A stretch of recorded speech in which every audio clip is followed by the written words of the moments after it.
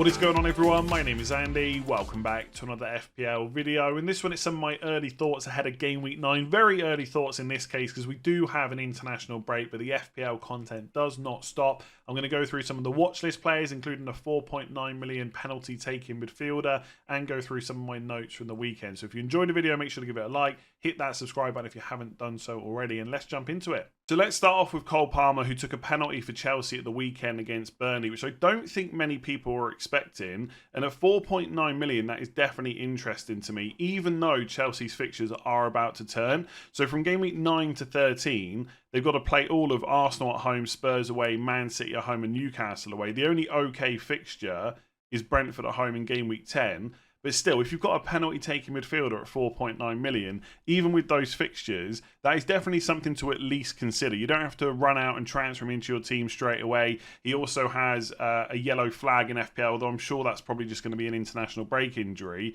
But he is someone to think about kind of moving forward. Now, the key question is he now first choice penalty taker for Chelsea? And realistically, we're not going to know that unless Pochettino confirms it or we see a few more penalties for Chelsea. But I think it's interesting who was on the pitch at the time, because the first penalty that Chelsea got this season, I think, was against West Ham. Enzo Fernandez took that and missed. So I thought the likely candidates were Enzo Fernandez to get another chance, or Raheem Sterling, possibly Reece James.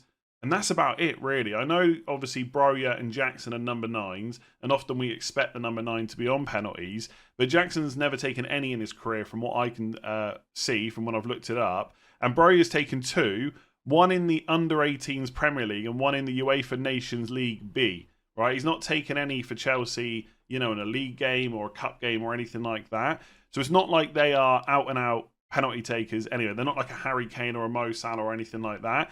And Sterling was on the pitch, and so was Enzo Fernandez. Now, some people said that Sterling won the penalty, so maybe he didn't want to take it as well. But generally, right, if someone really wants to take it, it's when they've won it. So I don't think that's really a key issue. The other player is Reece James, who's obviously been out injured. And I know right backs don't tend to take penalties, but I do think there's a chance that Reece James is on them. But given that Palmer stepped up and took it, I don't think it would be a complete surprise if moving forward he takes the next one. So I think it's not that he is now suddenly a great midfielder you have to have in your team. It's what he enables, really. Like most people who've just wildcarded, they're not going to be looking at Palmer whatsoever. Someone that's about to wildcard in 9 or 10 might be thinking about what that can do for the rest of the team. The other thing to talk about is obviously his minutes as well. He's been playing right wing, which is where Sterling started most of the games for Chelsea this season. But interestingly, they both played at the weekend and Sterling was on the left, and it worked pretty well. Now, I know a lot of Chelsea fans are, encouraged by what they've seen from Mudryk. I'm still not quite sure what kind of player Chelsea have got there. I think Sterling is definitely better, and I think Palmer has played well in the games that he's had. Obviously, it's a small sample size so far. So I think he probably is first choice at the moment. I think that is the first choice, wingers, Sterling and Palmer. Does that mean he's going to start every single game? I'm not confident enough to say that just yet. But so far, if we look up what he's played, because obviously he's not been at the club right from the start of the season either, or not available anyway. So he got subbed on in game weeks 4, 5 and 6, and he started the last 2, 77 minutes against Fulham and 85 against Burnley. So I do think it's quite encouraging. In terms of what it enables, I've got Haaland and Son and Trippier. I would love Salah, of course, and I'm not going to get too much into my own team right now, but if I put Salah in, I can do like Rashford down to Palmer straight away. Now, is Palmer better than a Diaby or a Ward-Prowse or a Bowen that a lot of people got? Probably not, especially with the fixtures. But most people's teams can also have Haaland and Salah and Son and Trippier. Somewhere you've got to make a sacrifice. So you're either choosing to drop one of them, or you're choosing to have a 4.9 million enabler. Now, from what I've looked at, and obviously, he only took the penalty on Saturday, I think it was. I've not looked massively at future plans. You probably would need a wild card to incorporate him, because I think you'd want some rotating defenders with him for the bad fixtures. But I just think if these players are all needed, like Salah and Haaland for captaincy over the next few weeks, Son if he keeps playing number 9, Trippier is fantastic. Again, he outscored the rest of the Newcastle defenders at the weekend because he got the assist and bonus. Maybe it is worth it. I mean, I'd be looking to get him on wildcard potentially in game week 10. Brentford at home, I don't mind playing him in that. Brighton at home, I don't mind playing him in that. It's just really the Spurs, Man City and Newcastle games which are a little bit tricky. But at the end of the day, if you had to play him in those fixtures, if we assume he's on penalties and he's probably going to start, is that a huge issue? Probably not. So I don't think this is like such a game changer that everyone needs to think about him. But I think people that are on wildcards in 9 or 10 should be given it at least some consideration. From the drafts that I've looked up, I'm still not convinced I will go for him. But it is quite tempting, like a 3-4-3 with Palmer instead of Archer, or a 4-4-2, or just a rotating player with other defenders. Definitely something to look at. So big win for Arsenal against Man City yesterday, and in that game we also saw the return of Gabriel Martinelli, who came on at half-time, got the winning goal. It was a big deflection off of Ake, but still, in that second half, he was one of the brightest sparks for Arsenal, and he's only going to cost you 7.7 million. At the start of the season, he was 8 million, but because of the injury and people selling him, he has gone down in price, and Arsenal have a fixture swing starting in game week 10, Sheffield United at home. So there's a lot to like about him. I still think when everyone is fit and available, Saka is the better option, right? Because although he gives some of the penalties away, he's also going to take some too. And he's absolutely nailed on when he's fit and available. I know he missed the Man City game yesterday. Obviously, that hamstring issue he had was too much of a concern to play him. But generally, when he's fit and available, he's like the first name on the team sheet. And while I think Martinelli is absolutely the first choice left winger for Arsenal when fit, there's just always that slight concern that Trossard might come on for him during a game around the 60th, 70th minute, so you lose minutes there. And at some point, Trossard might start ahead of him. It might be like once in every 6 or 7 games or something like that, maybe even more. But there's always just slight worries, at least for me, around him, whereas there isn't for Saka. So I still think when Arsenal have got a great fixture run, the Saka is worth paying the extra for. But it is worth now taking into account the price difference, because Saka is 8.6. He probably will drop in price to 8.5 before game week 9. But even if he does, that's still a 0.8 million price difference between him and Martinelli. And if he does keep giving away penalties, then maybe he's not such a better option than Martinelli is once you take that price difference into account. And obviously the other thing to consider is whether or not to just go for both of them from game week 10 onwards. Obviously, a lot of this is going to depend on when you wildcard, whether you've already done it, whether you're doing it in 9, 10, etc. But the fixtures from 10, outside of Newcastle away, which to be fair is straight away afterwards in game week 11, are excellent. They got Sheffield United at home in 10, that Newcastle away game in 11, then it's Burnley at home, Brentford away, Wolves at home, Luton away, Villa away, Brighton at home. The next toughest fixture after Newcastle away in 11 is probably Liverpool away in 18. And then after that, it's West Ham at home, Fulham away, Palace at home, Forest away. There's every reason from kind of game week 10 all the way down till 22, probably even longer, that when Arsenal players are fit and available, you can just keep them for the long term and just not worry about having to transfer them out. And I think someone like Saka is right up there. And if Martinelli does start the majority of games for 7.7 million, he could be a nice differential as well. Obviously, you're looking at him versus other players that you could have from other teams. Like a lot of people have got Maddison. A lot of people got him before he went up to 8 million as well. So you might want to keep him instead. He's absolutely nailed on. Going to play in every game. He keeps ticking over with points. It's not like Martinelli is now a must-have, but he is a major differential at a time when Arsenal have got really good fixtures coming up from game week 10. You don't need to worry about him for Chelsea away. And in some ways, that's quite nice because he's only just back from injury. He's had 45 minutes. He's not been called up to the Brazil squad for the international break from what I can see. So we're going to get 2 weeks off now. I'm sure he's going to start against Chelsea. And if he comes through that game unscathed, then you can start looking him from game week 10 onwards. And look, there might be people out there that have got Haaland and Salah and Son. They don't want to drop any of those players. And they actually need someone a little bit cheaper than Maddison. And you can start looking at players like Martinelli instead, who are a bit more expensive than like a Diaby and an Mbeumo, etc., but also cheaper than the Sakas, Rashford, Fernandez's, etc. as well. So, yeah, I quite like him. I got to be honest, from looking at early Game Week 10 wildcard drafts, I think it's more likely that I go for double Arsenal defence, but I'm certainly not counting out double Arsenal midfield, which obviously I'll show you when I go through the Game Week 10 draft in a couple of weeks, right? It's not going to be in this video. But yeah, he looks decent. But there is another midfielder around that price that I got my eye on. So let's talk about him. So I think Luis Díaz is going under the radar a little bit, at least compared to other Liverpool options for FPL. So lots of people talking about Mo Salah at the moment, and rightly so. Darwin Núñez comes up a little bit. I've seen him in some FPL squads, and I like him as a pick. But in comparison, Luis Díaz doesn't really get mentioned at all. I'm sure there's some of you that own him, but I don't see him that often in FPL squads. Now, I think that's partly because he's a midfielder. So if you think about, obviously, we just had game week 8, lots of people wildcarded.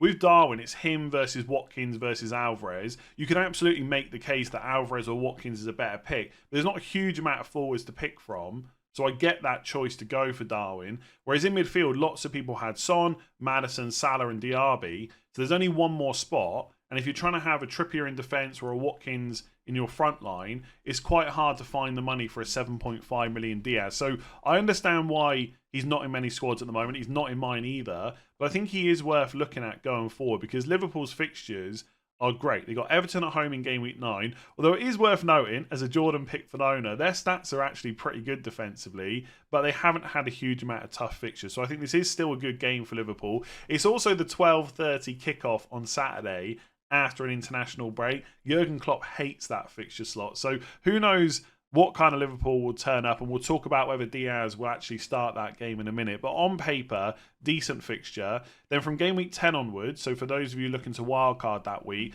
they got Forest at home, Luton away, Brentford at home, which is great. Man City away in game week 13, obviously a very tough fixture, right? The hardest you'll have all season. That's also after the next international break, worth noting. I guess because of the fixture difficulty, they'd probably start anyway, like the first choice. And I do think Díaz is first choice left wing for Liverpool at the moment. But that is worth noting. That is another game after an international break. That definitely won't be 12:30 on a Saturday, by the way. That will almost certainly be. In fact, let me just check it's not already been scheduled.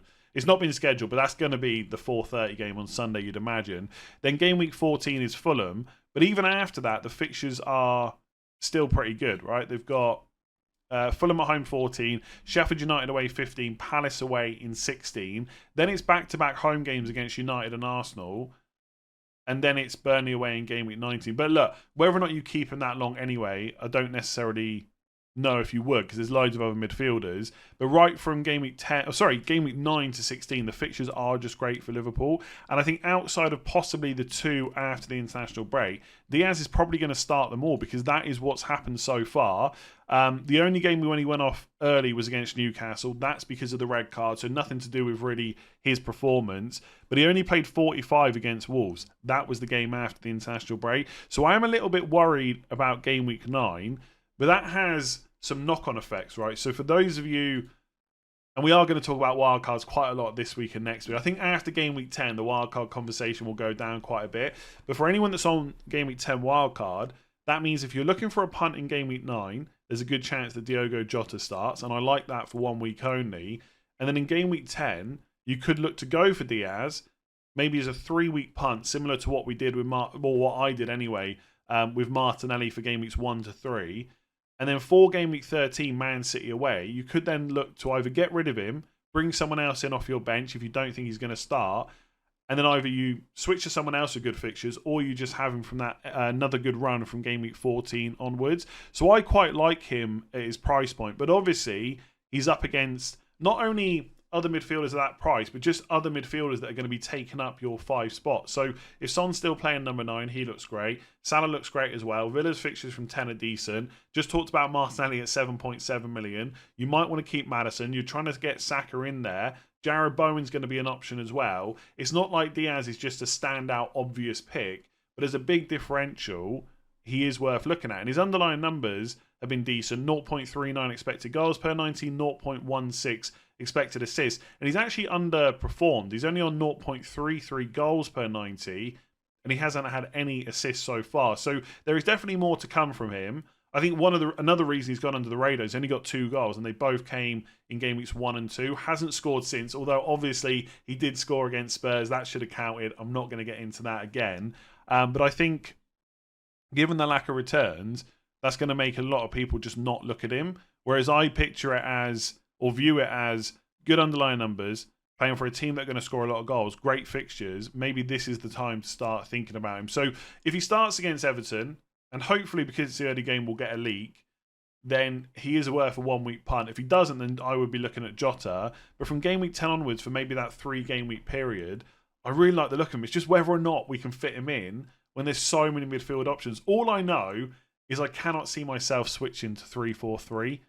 Like, there are good forwards, Watkins, Haaland, Alvarez, Darwin, but after that, the options get a lot less. Like Højlund, maybe if you wanted to take a punt, Isak or Wilson if you were hopeful that they were going to continue to start in the league, but that's not guaranteed. I think there's so many midfielders to talk about. On wildcard, I don't see me moving off that formation. So I just wanted to quickly go through some of my notes from the weekend. So I talked about Cole Palmer already, 4.9 million midfielder for Chelsea, possibly going to be first choice penalty taker moving forward as well. Thomas Souček is also 4.9 million. West Ham have got some really good fixtures, especially from game week 10 onwards, and he's also scored twice in a row. And his underlying numbers actually look all right. So as an enabler, and that's all he would really be, he is worth kind of thinking about as well. So 0.93 expected goals against Newcastle, 0.85 against Sheffield United, 0.34 against Liverpool. He does seem to be getting forward, and we have seen this from him in the past, and maybe that's how David Moyes is going to utilise him this season, or at least over this next period of games. After just talking about Luis Díaz, like I said, I can't see me moving off 3-5-2, and unless I'm desperate to have Trippier, Son, Salah and Haaland, you probably don't need an enabler like this. But they do have, from game week 9 onwards, Villa away, Everton at home, Brentford away, Forest at home, Burnley away, Palace at home. Pretty decent fixtures. So for that kind of price, maybe he's worth it if you've got a setup where you need that cheap midfielder enabler. Maybe you're going to a 3-4-3. No team has conceded more goals than Sheffield United so far this season. Obviously, part of that is because Newcastle put 8 past them. Part of the reason they put 8 past them is because their defence is awful. Who has Sheffield United this week? Man United. Now, right, am kind of sick of my Man United midfielders at this point. But I think this is very similar now to the Sterling situation last week against Burnley away. If you're not wildcarding in game week 9 and you've got Man United midfielders, they are not a priority to sell before Sheffield United away. If you're really happy with the rest of your team and you've got a spare transfer, then fair enough, I get that. And I'm going to talk about Rashford's minutes in a sec. I was going to say in a minute then. But ultimately, they're not players you need to force out. You definitely don't need to take hits. Have they been super frustrating? Absolutely. Are they going to drop in price this week? Probably, right? At least 0.1 million. But that is a really good fixture, even away from home. So I don't know. I just look at the amount of goals they've conceded. The defence isn't great. Maybe this is the week for Man United midfielders, but after that week, I'm almost certainly getting rid of both of them. I don't see me holding them any longer. So for everyone that keeps saying to me, how long are you going to keep your Man United midfielders for? Probably one more game week. Trippier did show why he's worth the extra money at the weekend. Got the assist. Along with that, he got 2 bonus points. So even though he conceded twice, he still got the bonus because he picked up that attacking return. Look, it's only 6 points, but if you had someone like Dan Burn, I don't think he got a yellow card, but because he conceded twice, obviously he only finished on 1 point. Now, that's only... Oh, sorry, that's Botman. That's only a 5-point difference, but in one game week, that can be quite a lot, and that can start to add up over a number of weeks. So I'm kind of quite loath to get rid of him on wildcard, but I think in game week 10 we'll probably have to, because in game weeks 11, 13 and 14 they got Arsenal, Man United and Chelsea. They're all at home, to be fair, and they are capable of getting clean sheets in those games because the defence is so good. But in and around Champions League and stuff like that, I'm just not sure you then get the clean sheets. He could still get attacking returns and he could still tick over. I think a lot of it will come down to what kind of setup you're on, basically. And unless you're willing to go for that enabler or you want to go for a really cheap forward, it's quite difficult to hold on to him. Or if you go without Salah or Haaland, which most people don't want to do. The fixtures are very good again, though, from game week 15 onwards. Like, really good. Everton away, Spurs away, Fulham at home, Luton away, Forest at home. You're kind of going to probably want him back for that. So, I don't know. In some ways, I'd like to have him on wildcard because either side of the Arsenal at home game is Wolves away, Bournemouth away. So once you're past Chelsea and Man United, the fixtures get pretty decent again. I don't know, it depends how you frame it, because from game weeks 11 to 16, they got Arsenal at home, Chelsea at home, Man United at home and Spurs away in the space of 6 game weeks. I don't know. Either way, when the fixtures are good for Newcastle, I think Trippier is worth that extra money. But you've always got to see what that money could do for you elsewhere, which is why I probably wouldn't have put Trippier on game week 8 wildcard. But some people did, and if you did, fair enough. Lots of conversations about no Salah and no Haaland. I do think if you were going to go no Haaland, it was probably in game week 8 because you weren't going to captain it. Or, sorry, he was a worse captain than he usually would be because it's Arsenal away. And he's only got 0.06 expected goals total over the last 2 games. So it has looked pretty bad. I think Dawson and Saliba for Wolves and Arsenal did extremely well against him. They do have Rodri back this week for Game Week 9 onwards. That will be a big part of why I think Man City will definitely get better. And I'm not sure they're going to lose again. But yeah, I think if you were going to go no Haaland, it was probably Game Week 8. I've seen some people consider Haaland to Watkins in Game Week 10 and then upgrading one of their midfielders to Salah. That could definitely work. I think, and I spoke about this on stream last night, you can easily go through the next 5 to 6 weeks and have captains in every single game without one of Haaland or Salah. But I also think over the next kind of 6 to 7 game weeks, one of those two is usually the best captain every single week, and I would prefer just to have both. But I do think it's viable to go without one of them. You just got to hope you get a bit lucky. And obviously, people that went against Haaland in 8 and went for Salah absolutely smashed it. That may not happen in future weeks. So, look, I think just let people do what they want, right? Everyone moans that it's 10 play and you keep talking about the same players. But as soon as you want to go without Haaland or Salah, you're an idiot, right? You shouldn't do that. So you can't have it both ways. Either people talk about the template players a lot, or you let them do something different. And if it goes wrong, so be it, right? That's what you take the risk for in FPL. But yeah, no Haaland, I'm not sure about, even though the numbers have been bad. Interestingly, and I'll come back onto Rashford in a sec, Man City expected goals per 90, 1.68, which to be fair is still not bad. It's still more than Man United, right, as you'd expect. That puts them in 8th place after 8 game weeks. There are 7 teams ahead of them, including Everton, by the way, who are putting up 1.84 expected goals per 90, partly because of their fixture run. But Man City's fixture run has been pretty good as well. The 2 toughest games are Newcastle at home, Game Week 2, and Arsenal away in Game Week 8. Outside of that, Burnley away, Sheffield United away, Fulham at home, West Ham away, Forest at home, Wolves away. I think you'd expect better from Man City. And obviously, Rodri has been a part of most of those games as well. So it's not like he's the only factor. Look, I don't think we should get worried about Man City. Brighton at home, Game Week 9, Bournemouth at home, Game Week 11. I'm expecting goals in those games. But I think there was a case to go without Haaland. I think that case is still possibly there, but you just wouldn't want to take him out before Brighton at home. I'm not taking him out anyway. I'm going to have him and Salah. And then just on Rashford, so as much as I've just said I would probably keep him for Sheffield United, and I probably will, unless it looks like he's not starting, which I know some people are starting to think could be a factor in him from an FPL point of view. So he got subbed off early in the Champions League game. He got 76 minutes against Palace and 62 against Brentford. And that's partly because Garnacho is coming in for him and he's doing well off the bench. Now, I still think Rashford is going to start against Sheffield United. I'd be very surprised if he gets benched. That's such a big call from Ten Hag. You've just got a last-minute win against Brentford. Maybe a little bit of momentum after that bad Crystal Palace game. You make a big call like dropping Rashford and you lose the game. That's a massive talking point afterwards. But I do think we should... I mean, most people aren't going with him anyway. I get that. But obviously going forward, if he is going to get subbed early, then that makes him a less good option. Whereas Fernandes always plays 90 and he's on penalties.